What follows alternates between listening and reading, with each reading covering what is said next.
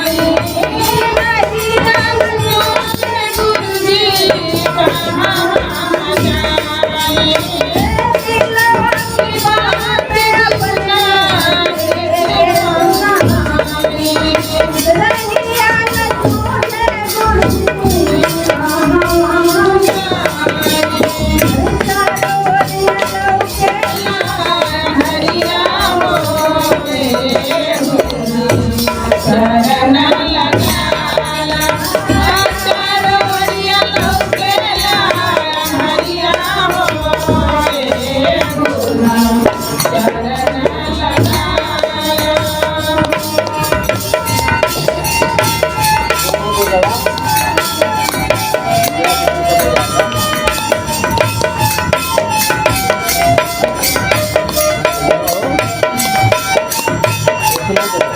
है।